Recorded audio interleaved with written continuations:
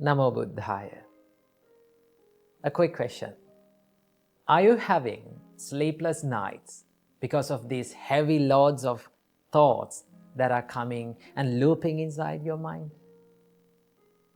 Or are you someone who is imagining the worst case scenarios all the time whenever you're going to do something new? Or are you someone who is worrying about what other people will think of me? Well, if you are such a person, you might be overthinking. So let's find out a way where we can get out of our head and quit overthinking and get the works done. So what we can do for this? Well, the first and the foremost thing that you have to do is to realize that overthinking is not going to help you in the process, right? You can plan, you can analyze, but do not overdo it. If you are over-planning, if you are over-analyzing, it's not going to help you, right? It will distract you from the process. The first thing that you have to realize is that overthinking is not going to help you. The second thing, you can practice to be mindful. Now, this is a practice that you can do to stop overthinking, to be mindful, to practice the mindfulness. So how can we practice the mindfulness? So there are many ways that our great teacher Supreme Buddha taught us to be mindful.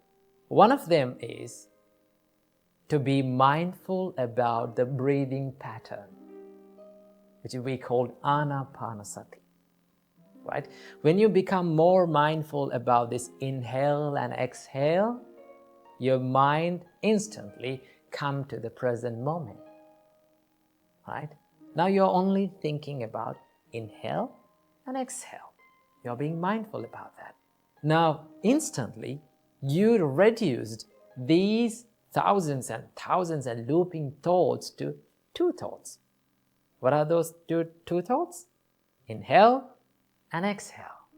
So when you're thinking like that, and when you become mindful, normally, automatically, you will find the peacefulness and you will stop overthinking about these things, right? So whenever you catch yourself overthinking, what you have to do, take 3 deep breaths in and out, right? And just stay for a while by being mindful about your breathing pattern. Or you can be mindful about your body, right? You can ask from yourself that, how am I sitting now, right? What am I doing now? And you ask these things from yourself, you can answer these things like, I'm sitting now. You can recognize. When you do these things, you can be mindful. If you're mindful, your mind is in the present moment. And when your mind is in the present moment, your mind is in the peacefulness. There's a saying, and it goes like this. If you're sad, then your mind is in the past. If you're anxious, your mind will be in the future. But if you're peaceful and if you're still, your mind is in the present moment. So start living in the present moment, right? When you live in the present moment, when you live right here, right now, you can be more peaceful and you can stop these overthinking patterns, right? And also, there's another part of overthinking. What is that?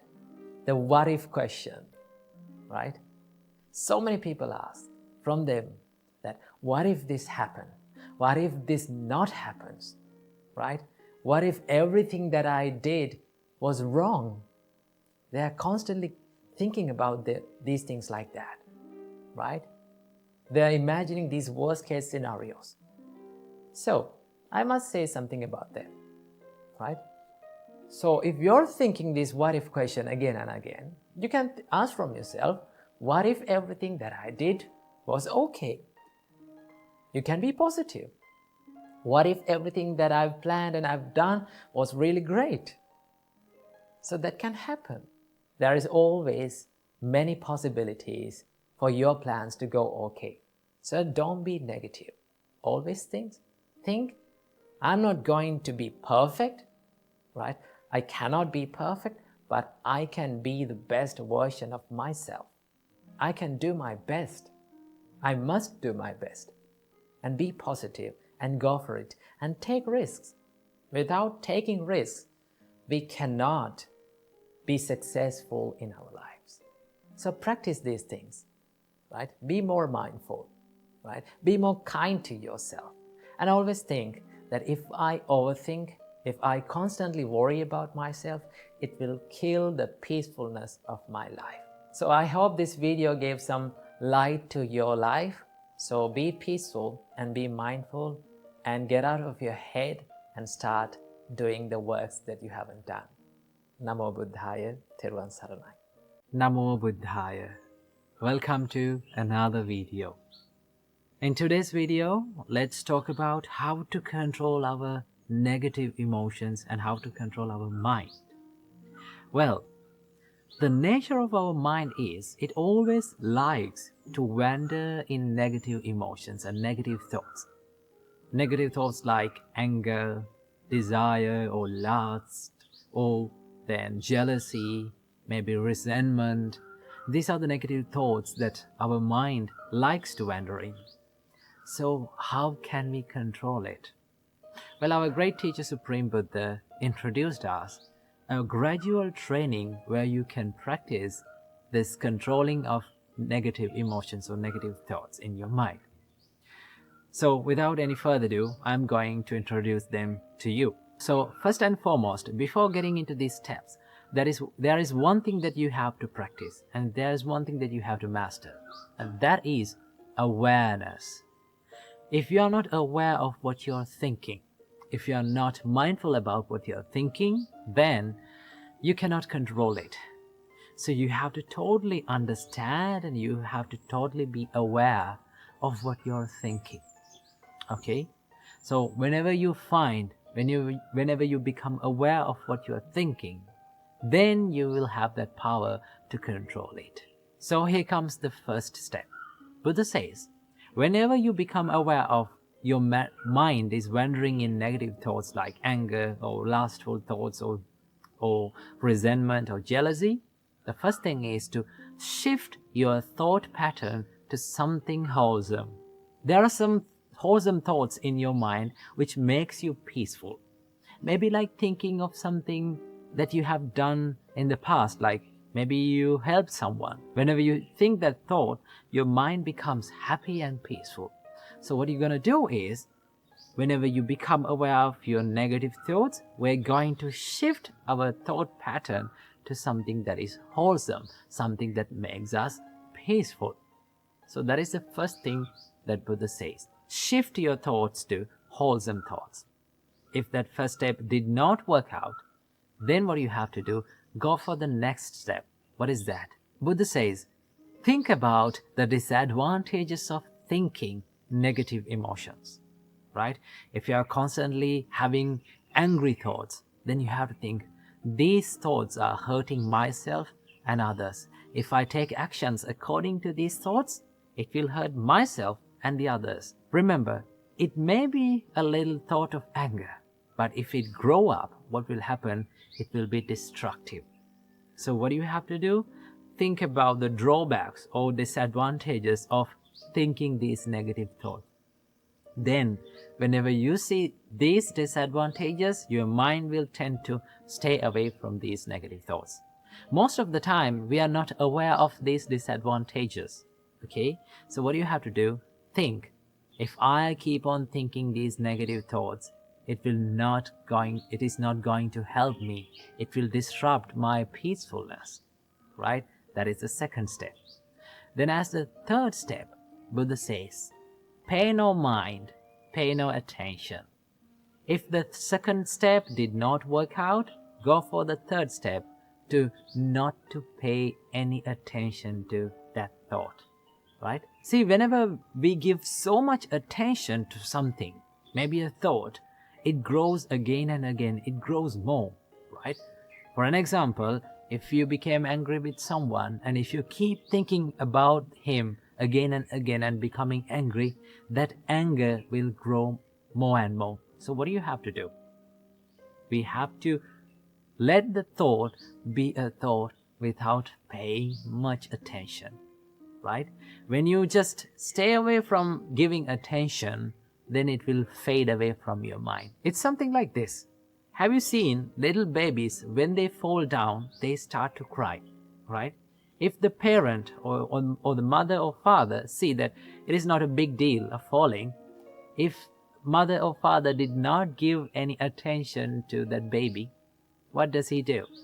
He just don't care about that. He will stop crying. Same thing goes with our mind. If we did not pay any attention to that thought, right? If we did not care about that thought and just let it go and let it pass away from our mind, then it will fade away.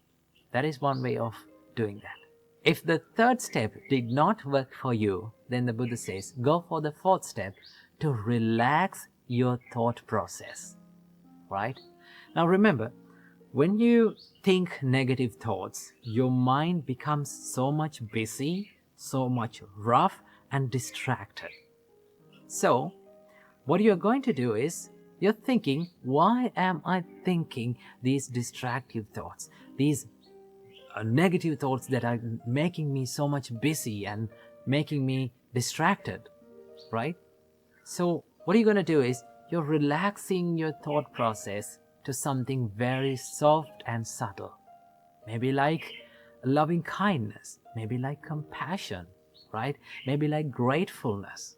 When you think those thoughts, when you think more positive thoughts, your mind or your thought process becomes so much relaxed.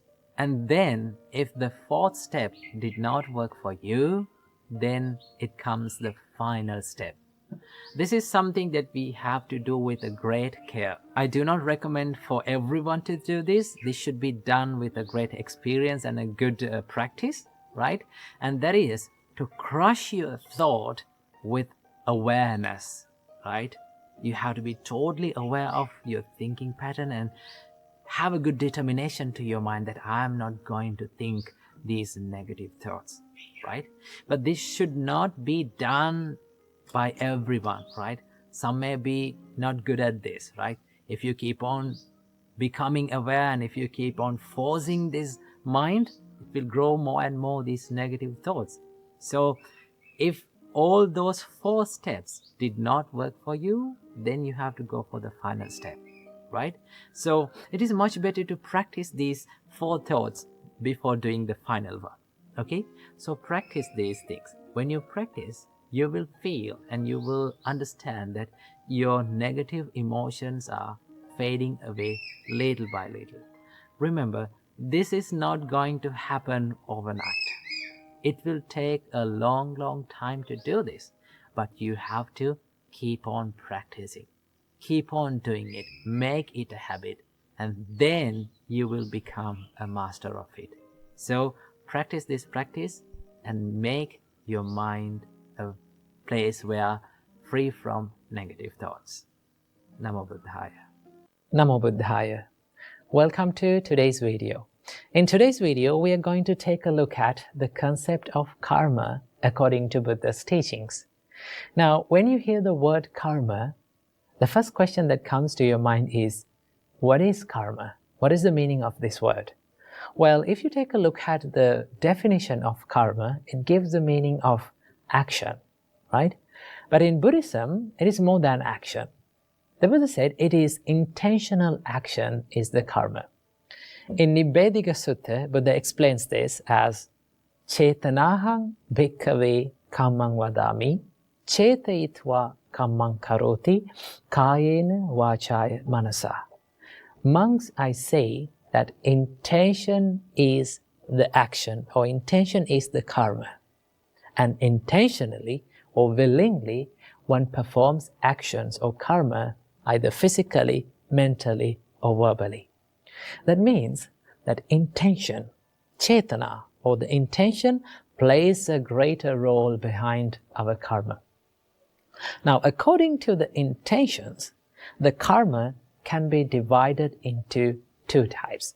Buddha said there are kusala karma and akusala karma, wholesome actions and unwholesome actions, right? Now, what is wholesome action? They are the actions, they are the things that we do with wholesome intentions, right? Like we do certain things with wholesome intentions like love and kindness, compassion, patience, serenity, right? When we do certain things from our body, speech, and our mind with wholesome actions, wholesome intentions, we generate karmas that are wholesome. And also there's the other side of the karma, that is unwholesome actions. Okay? Now, akusala karma or unwholesome actions is a broader topic, because so many people think that akusala karma is something that is bad when it comes to unwholesome actions, right? Akusala karma is not only bad, but also there's another hidden meaning behind this. And that is, there are certain things, there are certain actions that we perform during our day-to-day life, right? They're the things that we do in day-to-day life, like talking and writing and like sleeping and traveling. We need actions and we need intentions to do this. Intentionally we do all the actions. But they're not certainly unwholesome. So the meaning of akusala karma means the actions that do not fall under the wholesome actions or kusala karma. Of course, there is the unwholesome actions or the bad karma or the evil karmas that we do, and also there is other neutral karmas that we perform during our day-to-day life. So they are called the unwholesome actions, right? So based on the intention, the karma can be divided into two different parts, and they are wholesome actions and unwholesome actions. Kusala karma and akusala karma. Okay? And the word karma does not come alone.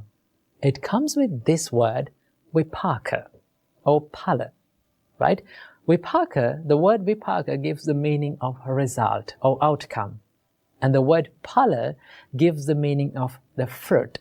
Okay? Now the word phala is a great word to understand about the law of karma. Let's understand about it in this way. Let's say I planted a mango seed on the ground. In few years' time, what do I get? I can have mangoes, right? And also, if I planted a chili seed, in few months' time, what can I get? I can get chili, right? So, when we plant something, a seed, it has the potential to give the result in the future, right? If I planted a mango seed, that mango seed has the potential, it has the ability to generate mango fruits in the future. Okay? Same like that. If I did a certain karma in this moment, right? If with an intention, if I perform an action in this moment, it has the potential to create a series of experiences in the future, whether it is good or bad, right? So remember, the vipaka is the effect that we are going to get in the future, right? Now, this whole idea behind this law of karma is the law of cause and effect. When we make the conditions for something, then we are going to get the results out of it in the future. Now, the nature of the results highly dependent on the nature of the karma that we perform today. Let's understand about this in this way. Now, I planted the mango seed, right? That mango seed had the power to generate mangoes in the future, right? But if I wish this mango seed to give chilies in the future, no matter how hard I wish, I will never get chili out of it. I get mangoes because it has the nature of generating mangoes. Same like that, right? If I did an action with an intention, it has the power to generate the experiences or the vipakas in the future. So if the nature of this karma that I am performing today has the intention of wholesome, or if I did with a pure mind, a pure intention, it can generate desirable experiences in the future, desirable results in the future, because that is the nature of this seed of karma. In the same way, if I did something unwholesome with an unwholesome intention, I will get unwholesome or undesirable experiences in the future, because it has the nature of generating undesirable experiences in the future. So this is the whole idea behind the law of karma. Now, why do we need to understand about the law of karma and how karma works? Now, if you had a good understanding about the law of karma and how karma works, it is very easy to be compassionate on others. And it is very easy to be compassionate on yourself. Right? There are certain things and certain experiences that happens due to our past karmas. Right? Now, according to Buddhism, we believe that we are coming from a long journey of rebirth that is called samsara. Now, in this long samsara, we have performed both good and bad karmas. So in this life, we are going to get some sort of experiences from our past karmas. Okay? So if you take a look at that, when the tough times comes, when the problems comes to your mind, sometimes people blame to themselves. People hate themselves and think like, I'm a bad person, right? I'm a bad person. I'm a negative person. No, right? Just because you performed a bad karma doesn't say that you're a bad person. Okay? Because each and everyone, we are living in this society, in this world, perform good and bad karma. Okay? So we don't want to hate ourselves. We can be compassionate on ourselves. Right? Everyone is subjected to this law of karma. And also, if you have a good understanding about the law of karma, it is very easy to be mindful and be in this present moment. Why?